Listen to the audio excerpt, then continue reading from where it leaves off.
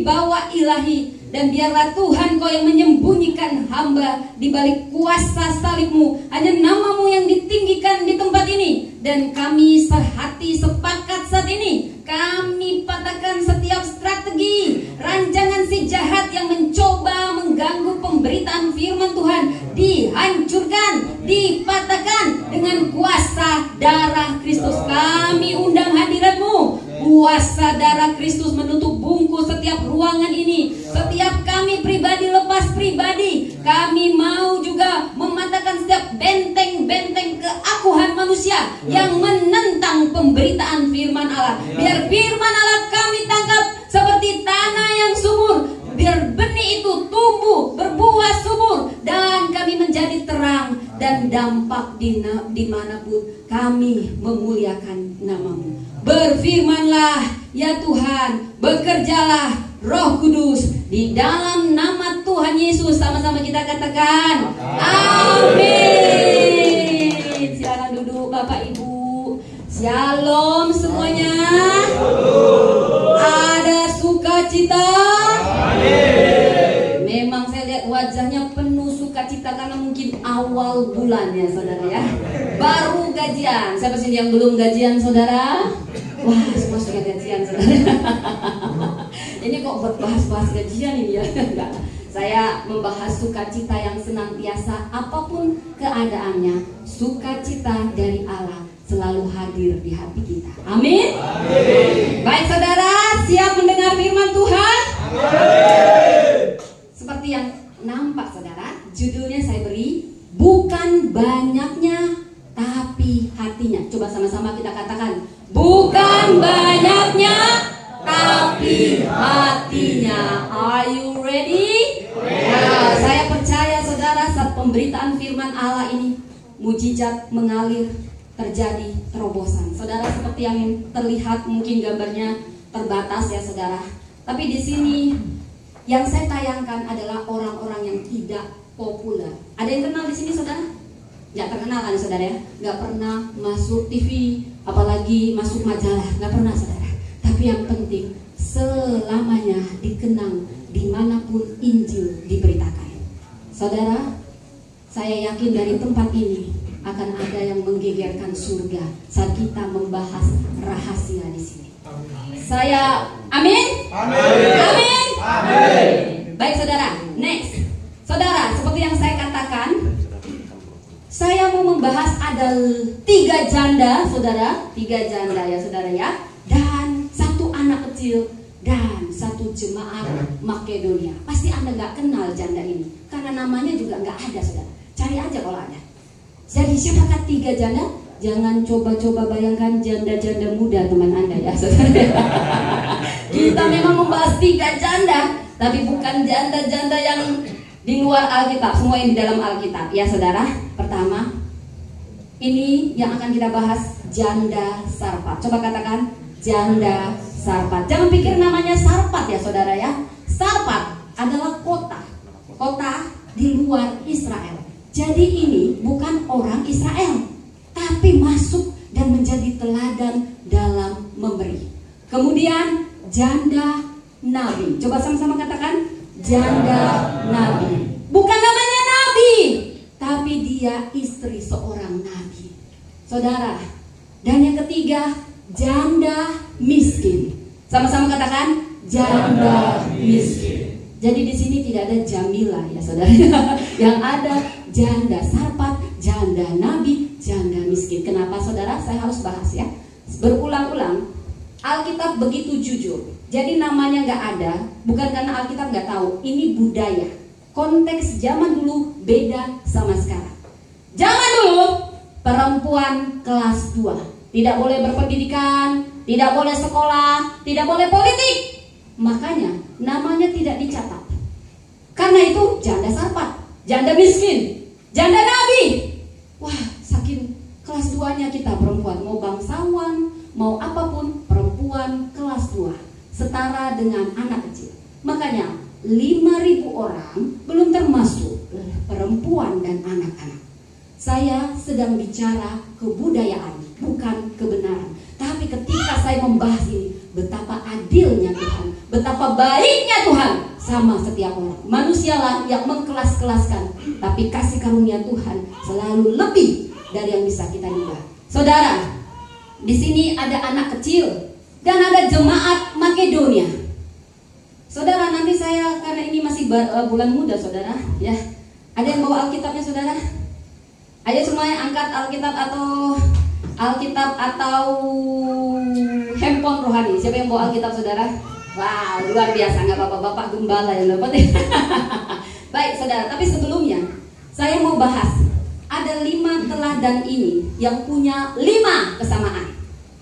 5 kesamaan ini sama-sama latar belakangnya tidak berdaya, tidak mampu. Tapi bayangkan, mereka tidak populer, bisa saya bilang terpinggirkan, terabaikan, nobody. Tapi mereka masuk dalam sejarah mujizat Allah.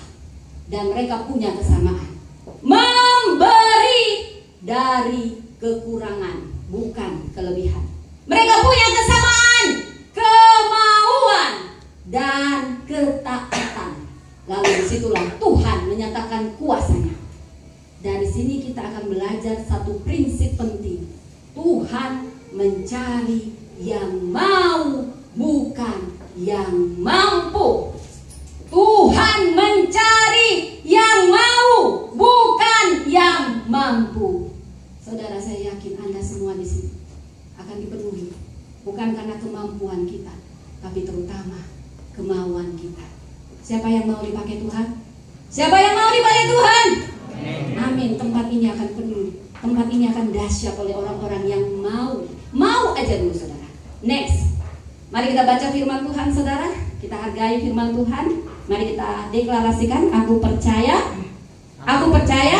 Aku percaya. Alkitab adalah firman Allah. Alkitab adalah firman Allah. Penuntun hidupku. Penuntun hidupku. Menjadikanku saluran berkat. Menjadikanku saluran berkat. Membawaku dari kemenangan menuju kemenangan. Kasih tepuk tangan buat Tuhan, saudara. Mari kita baca simpel saja. Satu janda yang kita baca saat ini adalah janda miskin. Persembahan seorang janda miskin. Bapak Ibu kalau terlalu kecil bisa baca di handphonenya masing-masing, tapi kalau masih bisa silahkan ya. Saya ayat yang pertama dan Bapak Ibu ayat yang kedua. Hanya 4 ayat. Dengan penuh rasa hormat kita hargai firman Tuhan.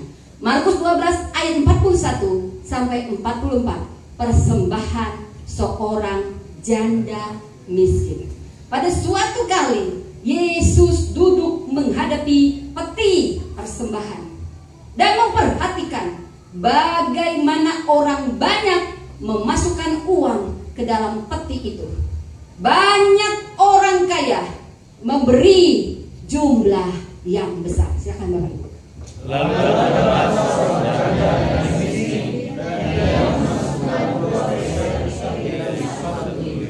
ayat yang 43. Maka dipanggilnya murid-muridnya dan berkata kepada mereka, aku berkata kepadamu, sesungguhnya janda miskin ini memberi lebih banyak daripada semua orang yang memasukkan uang ke dalam peti persembahan. Sebab mereka semua memberi dari kelimpahannya, tetapi janda ini memberi dari kekurangannya. Semua yang ada padanya yaitu seluruh nafkahnya. Amin, amin. Next, saudara. Ketika saya membahas 5 tokoh, baik janda Sarfat, janda Nabi, janda miskin, yang kita baca sekarang perwakilannya janda miskin. Ada hal yang membuat saya menangis ketika menggali ini, saudara. Ketika saya mempersiapkan khotbah ini, saya menangis. Apa yang dunia pikirkan sangat berbeda dengan apa yang surga pikirkan. Tahukah Anda, zaman dulu saya harus membahas latar belakang agar Anda paham. Konteks zaman sekarang beda. Janda miskin ini boleh saja tidak usah datang memasukkan persembahannya. Itu maklum. Karena memang janda, terutama banyak ayatnya, kecil mungkin. Di Ulangan 10 ayat 18, Tuhan membela hak anak yatim dan janda dan orang asing. Yesaya 1 ayat 17, belajar berbuat baik, usahakan keadilan, kendalikan orang kejam, lagi-lagi bela hak anak yatim, perjuangkan perkara janda-janda. Saya selalu cari kata, kenapa janda-janda ya? Apa Tuhan tidak sayang duda-duda ya saudara? Bukan berarti Tuhan gak sayang duda, hanya janda, bukan. Jadi begini, karena perempuan kelas 2 gak boleh sekolah, gak boleh kerja, otomatis kalau suami meninggal, maka pekerjaannya itu terbatas. Artinya kaum janda, kaum yang paling rentan, gak punya warisan, gak punya perlindungan. Jadi coba bayangkan, kalau dia wanita bangsawan aja, dia masih hitungan kelas 2. Bayangkan ini janda. Makanya berulang-ulang di Alkitab banyak ayat-ayat bela janda-janda, bela anak yatim. Kok gak ada ini kata-kata duda ya? Bukan berarti Tuhan gak sayang duda, semua Tuhan sayang. Tapi konteksnya begitu pada zaman itu. Jadi kalau sudah janda itu artinya dia rentan, dia dikasihani, dia harus dilindungi karena memang gak bisa kerja. Makanya perempuan yang berpendidikan sama yang tidak itu beda untuk pekerjaan. Jadi kalau dulu suara aja gak bisa, di politik aja bersuara gak bisa, apalagi mau melamar kerja. Paling kerjanya bisanya serabutan, ngerti ya? Jadi kalau itu perempuan itu sangat terpinggirkan, apalagi janda. Makanya Tuhan sangat memperhatikan orang-orang yang dipinggirkan dunia ini. Makanya banyak bela janda-janda. Udah gitu pun saudara, udah banyak ayatnya. Banyak ahli Taurat malah menelan hak-hak para janda saudara. Jadi kenapa janda yang harus Tuhan kasih? Bayangkan saudara, saya baca Elia, nabi besar. Kok Tuhan suruh ke janda Sarfat? Kenapa bukan ke janda kaya? Itu nabi besar loh ya, minta makan sama janda miskin, bukan orang Israel. Yang kedua, janda nabi. Jadi saudara, kalau nabi itu kayak hamba Tuhan. Jadi ini dia punya banyak utang. Jadi kalau berdasarkan ayat banyak utang, anak jadi budak saudara. Tapi Tuhan suruh Nabi Elisa. Saya sering terkecoh antara Nabi Elia dengan Nabi Elisa. Mirip-mirip ya saudara ya. Saya dulu pikir, oh ini janda Sarfat, oh ini janda Nabi. Beda ya, janda Sarfat beda, janda Nabi beda. Kalau janda miskin kita langsung tahu identik itu sama Yesus. Zamannya beda. Saudara, saya mau ceritakan ini kenapa? Karena di sini sangat kontradiksi dengan apa yang mau Tuhan berikan. Adakah di sini fotonya? Apakah Anda percaya kalau sekarang siapa orang terkaya di dunia saudara? Siapa yang tahu saudara? Elon Musk ya. Itu saudara kita saudara ya. Elon Musk. Tapi pernahkah ada di Alkitab yang dijadikan teladan itu para milioner Romawi? Yahudi dijajah sama orang Romawi pada saat zaman Yesus. Artinya yang berkuasa orang Romawi. Artinya milionernya pada saat itu orang Romawi. Tapi Tuhan tidak pernah membuat contoh orang Romawi dalam teladan sejarah memberi. Tapi apa yang gak dianggap oleh dunia ini? Apa yang dipinggirkan oleh dunia ini? Tuhan angkat untuk jadi teladan. Apa dunia beda banget ya sama kita ya? Kayak gak masuk akal ya saudara ya. Tapi disitulah mujizat Tuhan. Saya mau kasih satu pesan saudara. Pesan pertama, seperti yang tadi kita baca, janda yang pertama, next. Apa yang kita pelajari dari sini? Dalam prinsip terjadinya mujizat. Saudara, saya mau perkenalkan diri dulu juga ya saudara. Saat ini saya jadi pendeta, salah satu pendeta di Presbyterian. Saya sebenarnya orang karismatik, saya juga nggak tahu kenapa mereka mengangkat saya jadi pendeta. Tapi saya tahu kita semua tubuh Kristus ya saudara ya. Jadi mau apapun itu, di mana saya dipanggil, saya memenuhi. Jadi saya juga ketua pembangunan. Dan saya tahu saat ini kita sedang membangun. Benar ya Pak Gea ya? Saya selalu berdoa pembangunan gereja ini mengalami percepatan dan terobosan. Dan saya membawakan firman ini. Saya berdoa, Tuhan saya mau bawa apa untuk gereja ini? Saya diangkat juga jadi ketua pembangunan saudara ya. Udah langsung dijadikan pendeta, dijadikan ketua pembangunan gitu ya. Tapi kemanapun, dimanapun kita tubuh Kristus, kita tabur dimanapun kita sedang menabur bagi kerajaan Allah. Amin. Amin. Jadi saudara, saya tidak anti dengan kita berharap pada orang-orang kaya, pada orang-orang besar. Saya tidak anti, dan saya justru berdoa di sini banyak yang demikian. Tapi yang mau saya bukakan, ada prinsip kerajaan Allah yang sangat kontras dengan dunia ini. Ini bukan kata saya, ini kata firman. Dan saya percaya firman Allah, firman yang akan menghidupkan, firman yang akan mengalirkan mujizat lebih dari apa kata dunia ini. Janda miskin di sini, banyak orang kaya katanya memberi dari kelebihan. Saudara, kalau memberi dari kelebihan maksudnya apa? Kalau lebih, itu kan lebih, kayak air lebih ember, itu bagaimanapun akan tumpah sendiri. Tapi kalau kurang, sudah kurang, diberi, kosong bukan? Kalau lebih, kalaupun gak diberi, dia tumpah sendiri. Makanya itu biasa aja saudara, tapi bukan berarti gak dihargai. Semua dihargai Tuhan, mau dari kelebihan, mau dari kekurangan, itu dihargai surga saudara. Jangan pikir, saya gak dihargai buat apa. Bukan. Ini penghargaan dari pengorbanan saudara. Janda miskin ini sebenarnya boleh saja duduk di tempat. Saya termasuk orang yang dulu gak mampu saudara. Dulu ada kita kayak lelang-lelang gitu saudara ya. Kalau gak mampu ya diam aja gak apa-apa. Ini kan semua orang memamerkan kekayaannya dalam memberi, sampai Tuhan Yesus surga gemetar karena persembahan seorang janda. Ini janda miskin saudara. Ya, janda miskin, udah janda miskin pula lagi. Kalau janda kaya lumayan saudara ya. Ini udah janda miskin, tapi dia jalan, sudah bergetar tangannya, dan dia kasih persembahan. Semua orang berdiri melihat. Sebelumnya banyak yang ngasih, ada yang ngasih 10 M, ada yang ngasih 3 triliun gitulah saudara ya. Amin gitu ya saudara, kita amin kan ya. Tapi yang datang ini cuma 2 peser. Ini kata firman, bukan kata saya. 2 peser 1 duit. Saudara, itu seperti kalau sekarang ya, itu kayak dia ngasih cuma 10.000 gitu loh saudara. 10.000, sementara orang ngasih 10.000 pun nggak cukup saudara. Mungkin 5.000 saudara. Bisa Anda bayangkan kecilnya persembahan dia, sementara orang minimal ngasih 50 gitu ya.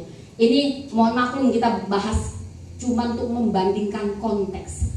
Tapi mungkin yang baru memberi 5 juta, 10 juta, tidak ada tepuk tangan dari surga.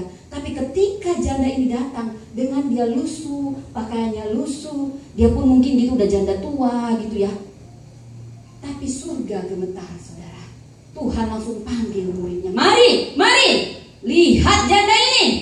Dia memberi lebih dari semua orang yang memberi di sini, karena dia memberi dari kekurangannya, bukan kelebihannya. Saudara, ini kalau dipikir-pikir, janda ini nggak usah maju ke depan. Kalau saya jadi janda ini, lebih baik saya diem aja. Kenapa dia maju ke depan saudara? Kan semua orang nanti liatin dia sudah tahu dia akan diomongin dengan persembahannya. Kalau saya pikir-pikir demikian. Tapi ada satu hal yang sedang dia beri teladan. Dia tidak mau datang dengan tangan hampa. Dia siap menerima apapun. Dia memberi yang terbaik dari dia. Dia memberi seluruh nafkahnya. Tinggal itulah yang menggetarkan surga. Apapun pemberian Anda yang didasari pengorbanan, kasih, iman, itu sangat menyenangkan Tuhan. Saudara, Tuhan tidak butuh persembahan kita, nggak perlu. Kenapa? Tuhan kan udah kaya, benar? Tuhan kan yang punya langit dan bumi. Ngapain kita ngasih-ngasih sama Tuhan? Benar? Sekarang kenapa Tuhan minta? Kenapa Tuhan minta? Tuhan yang punya langit bumi. Kalau dia berkuasa, jadikan dong Tuhan. Jadi makanan, jadi rumah, jadi bisa. Kok kenapa Tuhan itu suruh ke janda sahabat, suruh ke janda nabi, suruh kepada orang yang udah susah dibuat susah? Coba pikir saudara, kenapa? Karena Tuhan mau melibatkan kita.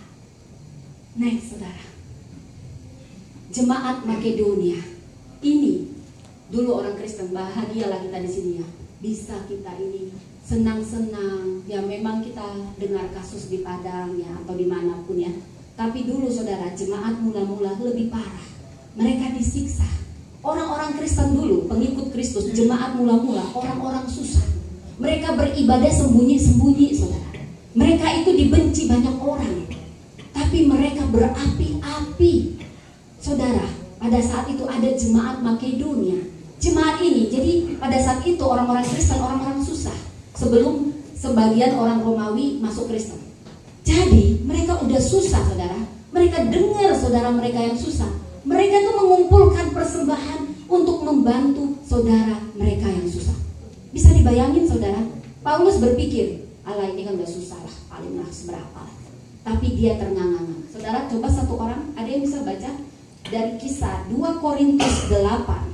Ada yang mau saudara? Nanti saya bagi ampol loh saudara ya. Ini kan tahun bulan baru. 2 Korintus 8. Ayo, siapa langsung tunjuk tangan siapa yang mau baca firman Tuhan hari ini? Saya sih kalau saya udah biasa ngomong saudara. Dari 2 Korintus 8 ayat 1 sampai dengan 7 saja. 1 ya. 2 Korintus 8. Ada yang mau Bapak Ibu? Begini firman Tuhan. Boleh berdiri? Ya, coba bacakan. 2 Korintus 8 ayat 1 sampai 7. Begini firman Tuhan, saudara-saudara, kami hendak memberitahukan kepada kamu tentang kasih karunia yang dianugerahkan kepada jemaat-jemaat di Makedonia. Selagi dicobai dengan berat dalam berbagai penderitaan, sukacita mereka meluap, dan meskipun mereka sangat miskin, namun mereka kaya dalam kemurahan. Aku bersaksi bahwa mereka telah memberikan menurut kemampuan mereka, bahkan melampaui kemampuan mereka. Dengan kerelaan sendiri mereka meminta dan mendesak kepada kami supaya mereka juga beroleh kasih karunia untuk mengambil bagian dalam pelayanan kepada orang-orang kudus. Mereka memberikan lebih banyak daripada yang kami harapkan. Mereka memberikan dari diri mereka pertama-tama kepada Allah, kemudian oleh karena kehendak Allah juga kepada kami. Sebab itu kami mendesak kepada Titus supaya ia mengunjungi kamu dan menyelesaikan pelayanan kasih itu sebagaimana ia telah memulainya. Maka sekarang sama seperti kamu kaya dalam segala sesuatu, dalam iman, dalam perkataan, dalam pengetahuan, dalam kesungguhan untuk membantu, dan dalam kasihmu terhadap kami, demikianlah juga hendaknya kamu kaya dalam pelayanan kasih ini. Demikian. Amin, amin. Terima kasih ya. Bapak apa namanya ini? Belum nikah ya, jadi bisa lah lihat-lihat gitu yang belum ya. Terima kasih. Jadi karena Bapak ini yang bacakan lebih dipercaya ya Pak. Jadi yang memberi ini jemaat yang bagaimana Pak? Jemaat yang susah. Jemaat Makedonia. Saudara, ketika saya membahas jemaat Makedonia, saya nangis saudara. Sebenarnya ini masuk dalam list yang harus dibantu. Tapi jemaat ini sudah dilarang, nggak usah. Ini bahasa modernnya, udah nggak usah, nggak apa-apa. Karena orang Kristen tersiksa dulu saudara, udah susah, mereka ibadah susah, ya saudara. Jadi nggak usah. Tapi mereka dari kekurangan, mereka mengumpulkan karena mereka mendengar saudara-saudara seiman mereka menderita di Yerusalem pada saat itu kelaparan. Dipikirlah, dikasih ada, maaf ya, ini bukan soal jumlah ya. Ini cuma untuk perbandingan. Terkumpul aja. Si Paulus berpikir, terkumpul aja 500.000, udah syukur gitu ya. Orang ini jemaat harus dibantu. Tahukah saudara, terkumpul itu 5 juta. Hah? Paulus sampai ternganga. Ini jemaat yang masuk dalam pelayanan kasih malah melayani dengan kasih. Tahukah saudara, sampai kapanpun nama jemaat Makedonia menjadi contoh kasih karunia yang melahirkan kemurahan hati, menjadi contoh iman dan kasih dalam tindakan.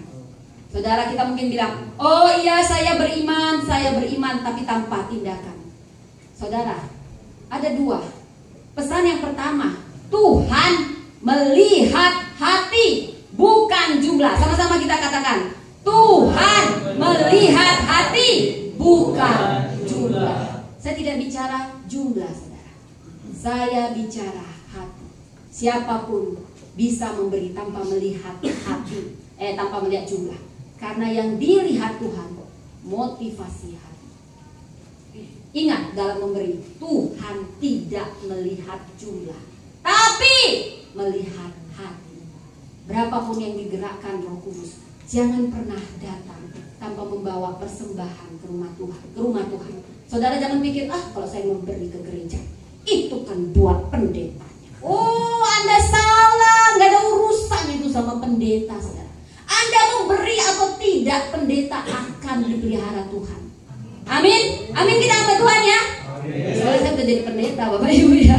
Tapi yang mau saya katakan, dimanapun Anda menabur, itu akan kembali kepada Anda. Dan berapapun jumlahnya, Tuhan tidak melihat jumlah, tapi melihat hati. Amin Bapak Ibu. Oke, next yang ketiga, pesan yang kedua. Mungkin langsung, Tuhan memakai yang ada di tanganmu.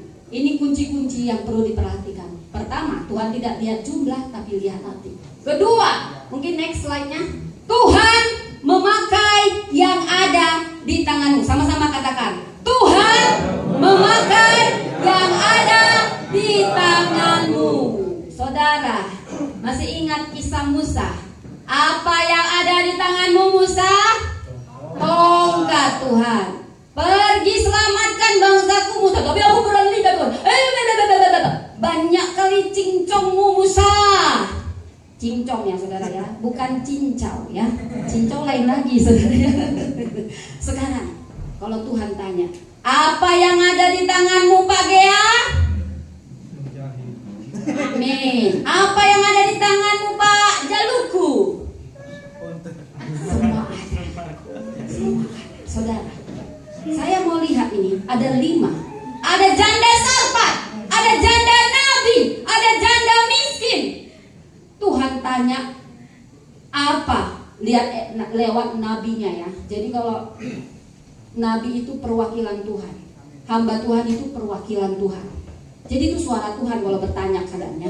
Bisa juga kalau memang langsung boleh. Jadi janda sarpat ditanya apa yang ada. Elia datang dalam masa kelaparan ke janda sarpat. Tinggal tepung minyak terakhir. Kalaupun nanti ini kami masak, besok kami mati, kata si janda sarpat. Lalu si janda nabi, tinggal minyak satu-satunya. Banyak ini. Suamiku nabi tapi banyak utang. Itu artinya saudara, pengelolaan keuangan bukan hanya melihat latar belakang. Ini semua kita harus minta hikmat Tuhan. Ya saudara. Jadi siap itu kami. Anak-anak ini akan jadi budak. Lalu ditanya, lalu dilihat sama janda miskin. Apa yang ada? 2 peser terakhir. Anak kecil. Apa yang ada? 5 roti, 2 ikan. Saudara, pernah dengar kisah anak kecil memberi 5 roti 2 ikan? Itu untuk makan berapa orang? 5.000 orang. Berapa orang? 5.000 orang belum termasuk perempuan dan lah anak-anak. Artinya itu bukan 5.000 orang. Perempuan selalu lebih banyak. Coba di sini.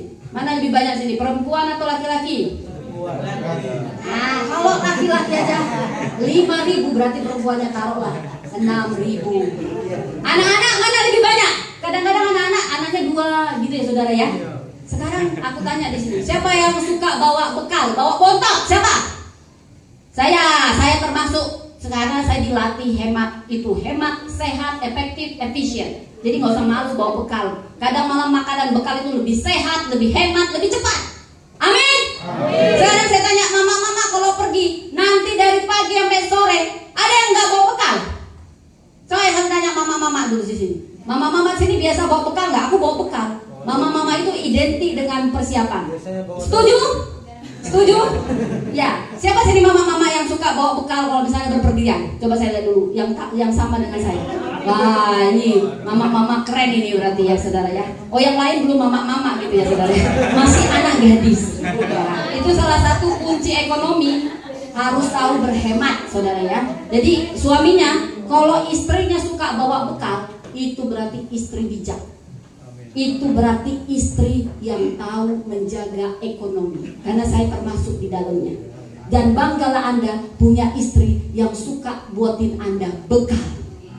Ada sini istri yang malas bawa bekal. Pak, makan aja Bapak nanti nasi padang Pak ya, kayak gitu. Ada sini. Biar saya lihat dulu tambang-tambang. Bertobatlah. Oke. Siapa sini bapak-bapak suka bawa bekal? Saya lihat dulu bapak-bapak yang suka bawa bekal ada. Oh, di sini anti bawa bekal. Saya gengsi. Apa kata orang? Hah, ada sini. Pak Gea suka bawa bekal?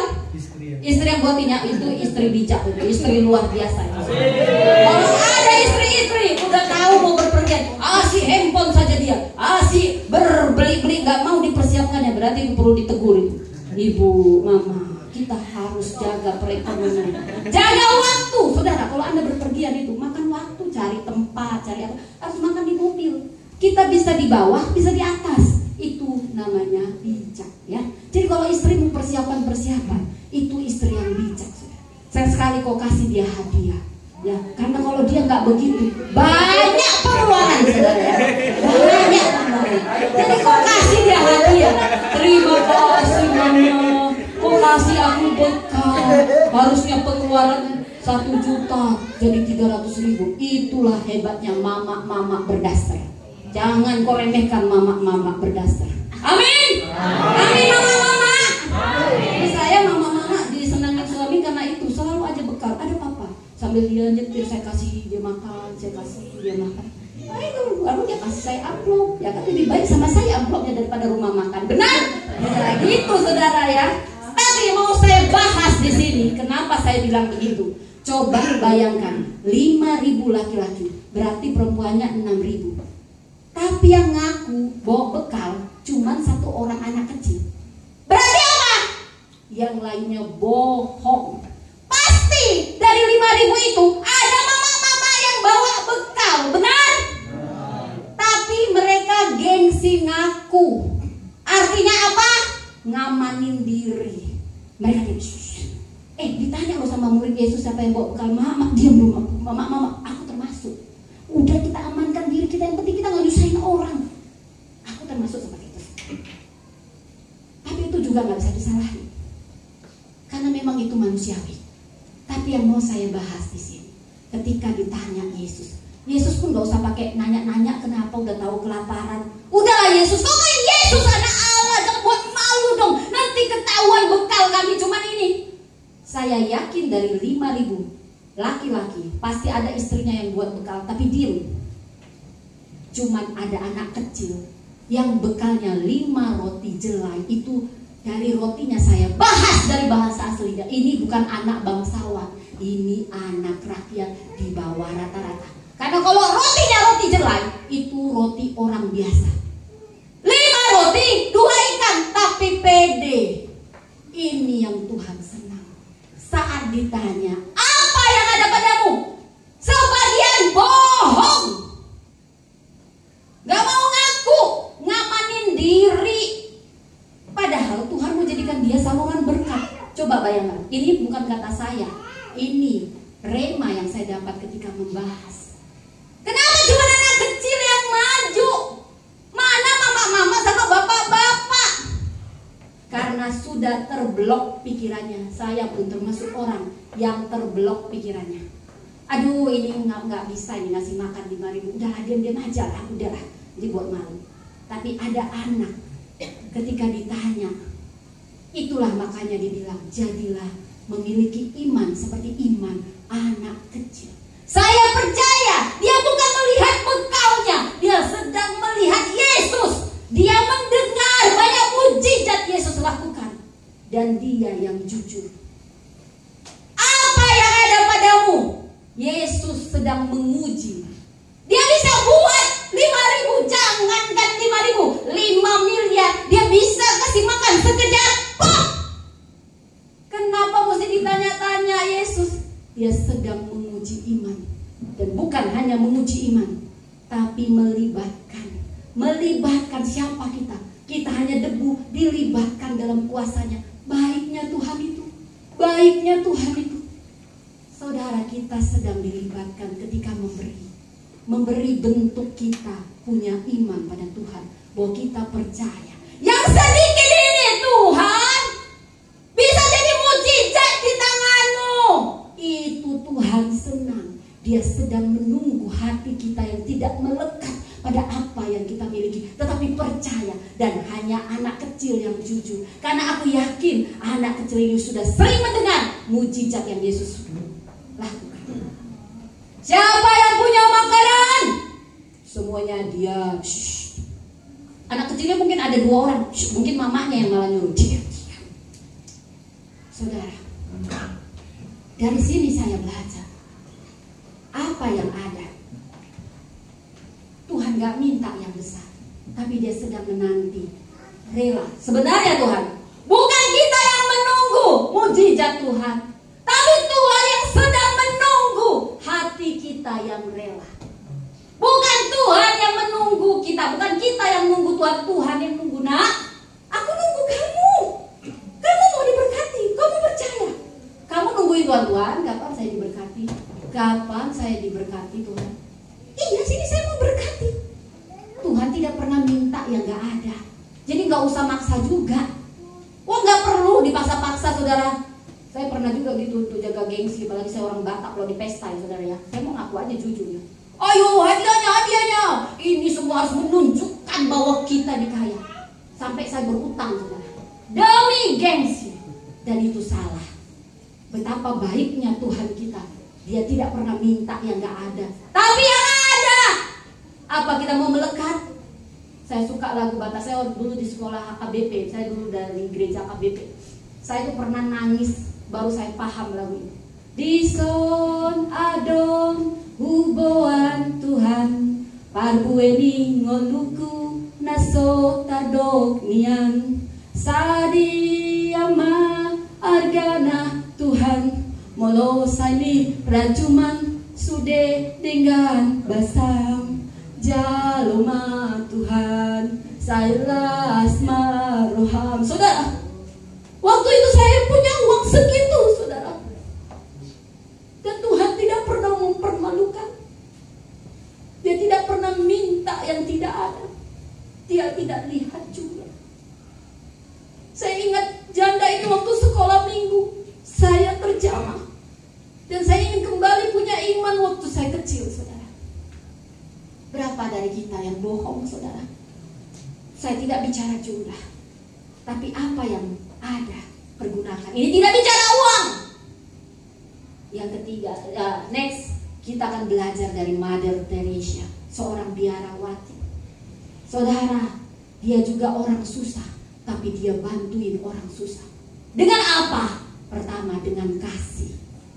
Memberi tidak harus soal uang, saudara. Dia mulai dengan doa. Dia punya kerinduan melayani Tuhan. Apa yang bisa aku beri Tuhan? Tidak ada sponsor orang kaya. Dia hanya mulai dengan apa yang ada. Apa yang ada padamu Musa? Tongkat Tuhan. Apa yang ada padamu anak kecil? 5 roti 2 ikan. Saudara, ini tidak bicara uang. Ini bicara segala sesuatu yang bisa kita persembahkan. Jangan pernah datang dengan tangan kosong, saudara. Saya selalu ingat lagu itu, saudara. Di sana dong huboan Tuhan, parboeni ngoluku naso tardok nian. Tidak sebanyak Elon Musk Tuhan, tidak sebanyak orang-orang, tapi Tuhan melihat hati. Tuhan melihat hati. Next, yang ketiga, ketaatan mendahului mujizat. Memberi itu membuka pintu mujizat. Janda sarpat, janda nabi, punya terakhir 1 roti ini, besok kami mati. Hanya minyak ini, aku gak tahu anakku ini nanti jadi budak. Kau minta lagi Tuhan. Sebenarnya dia berat awalnya. Dia manusiawi, tapi dia ingat Tuhan yang ciptakan langit dan bumi. Bukan oleh Tuhan kekurangan, tapi Tuhan mau melibatkan kita. Dengan penuh kepercayaan, dia masakkan tepung itu gak pernah habis, minyak itu gak pernah habis, saudara. Dan bukan hanya cukup, masa depan terjamin. Siapa yang mau masa depannya terjamin, saudara? Siapa yang mau masa depannya terjamin, saudara? Ini bukan kata saya, ini kata firman, saudara. Mujizat dimulai dari ketaatan. Mujizat tidak dimulai dari kelimpahan, tetapi dari ketaatan dalam kekurangan sekalipun. Karena mujizat juga tidak dimulai dari kekurangan atau kelimpahan. Ada kata ketaatan. Itu bukti iman. Iman tanpa perbuatan nol. Dan memberi itu salah satu tindakan iman. Saya tidak bicara uang. Saya bicara banyak hal di sini, saudara. Ada banyak hal yang bisa kita beri. Kau sudah lahir dengan potensi, dengan talenta, saudara. Tidak ada talenta, saudara, semua kita sudah diperlengkapi. Makanya Tuhan selalu bilang, apa yang ada padamu? Makanya dia gak pernah tanya, ayo jadikan. Dia selalu memulai dengan kata, apa yang ada padamu? Karena dia tahu aku menciptakanmu dengan potensi talenta. Apa yang ada padamu? Next. Jadi bagaimana, saudara? Dari sini kita tahu kenapa mereka meminta. Kenapa harus meminta? Karena itulah yang membuka ruang perjumpaan ilahi. Itulah yang membuat kita bergantung penuh bahwa Tuhanlah sumber hidup kita. Katakan, Tuhanlah sumber hidupku. Katakan, Tuhanlah sumber hidupku. Jangan melekat pada hartamu, pada apapun. Melekat pada Tuhan. Itu yang dia senang. Itu yang dia senang. Semuanya bisa hilang, besok bisa hilang, saudara. Tapi Tuhan selalu cukup. Amin. Amin. Itu prinsip kerajaan surga. Taat, memberi, mendahului mujizat. Amin, saudara. Amin. Dan yang terakhir, saudara. Jadi apa? Apa, Bu? Aku mau memberi. Banyak yang bisa diberi. Saya nggak bicara uang. Pertama, next. Mari kita sama-sama doa. Anda bisa mulai dengan doa. Doa nggak butuh uang. Doa bisa dimanapun. Jangan hanya minta didoakan. Mulai mendoakan. Doakan para pemimpinmu. Wah, itu dicatat surga. Kau berdoa di tempat tersembunyi, gak ada yang tahu, tapi Tuhan tahu. Doa orang benar besar kuasanya. Apalagi yang bisa kita beri? Dana, gak harus kaya baru taat. Siapa bilang tidak ada contohnya miliuner? Contohnya orang-orang terpinggirkan. Jangan tunggu kaya baru memberi. Saya tidak bicara jumlah, saya bicara hati yang rela. Hati yang rela. Apalagi tenaga, ide. Jangan bilang gak ada keahlian. Semua kita punya keahlian. Bagi. Jangan cuma bergosip, sebarkan firman Tuhan lewat media sosial. Amin. Itu memberi sama Tuhan. Ajak, kirim flyer, ayo datang ibadah. Itu sudah memberi sama Tuhan. Kita semua bisa dengan pengaruh ngajakin orang. Ada orang temanku biasa aja dia, tapi kalau ngajakin orang, siapapun yang diajaknya datang, saudara. Pernah ada seperti itu? Biasanya Anda ngajakin untuk pesta-pesta atau ngajakin untuk yang lain-lain. Sekarang pakai pengaruh Anda untuk mengajak orang ke rumah Tuhan. Amin. Itu memberi, saudara. Mulai dengan apa yang ada padamu. Mulai dengan apa yang ada padamu. Amin. Saya rangkum. Jadi bukan kemampuan yang Tuhan cari, kemauan itu yang dia puji. Mujizat tidak dimulai dari kelebihan atau kekurangan, tetapi ketaatan, baik dalam kekurangan atau kelebihan. Karena banyak juga orang makin kaya makin pelit, saudara. Makanya saya harus bilang ketaatan dalam kekurangan juga kelebihan. Amin. Amin. Amin. Dan juga Tuhan tidak nunggu kita dulu sempurna kaya. Bukan kita yang nunggu Tuhan memberkati kita, tapi Tuhan yang sedang menunggu kita. Apa kau melangkah dengan iman? Salah satunya memberi, bukan soal uang. Apa yang ada padamu, saudara? Itu cara Tuhan melibatkan kita yang bukan siapa-siapa ini. Dia itu pencipta langit dan bumi, tapi dia mau melibatkan kita yang bukan siapa-siapa ini. Karena apa? Karena yang kecil di tangan kita bisa jadi mujizat besar di tangannya. Dan saudara, ingat saudara, apapun kontribusi Anda, baik doa, dana, ide, apapun itu, apalagi Anda beri dengan pengorbanan, itu sangat besar di mata Tuhan. Dunia tidak tahu, tapi surga mencatat. Amin. Next, mari kita teladani janda sarpat, janda nabi, janda miskin, anak kecil, jemaat Makedonia. Kita masih lebih dari mereka. Jadi jangan katakan tidak ada yang bisa memberi. Dari kita mulai dengan apa yang ada. Iman, ketaatan dalam memberi. Bahkan satu batu bata pun kita bisa beri. Itu bisa menggoncang kebangunan rohani. Karena yang kecil di tangan kita, besar di tangan Tuhan. Apalagi didasari pengorbanan. Amin. Amin. Amin. Amin. Siap memberi? Siap. Saya percaya pembangunan gereja ini tidak hanya menunggu sponsor. Saya juga berdoa ada sponsor, ada itu. Bukan berarti kita anti ya saudara. Wah, saya senang kalau ada penuh ya. Tetapi kita mulai dari diri kita. Apa yang ada dari kita. Amin saudara. Mari kita berdoa. Saya undang pemain musik. Terima kasih Tuhan. Terima kasih untuk firman-Mu. Terima kasih Kau sentuh hati kami.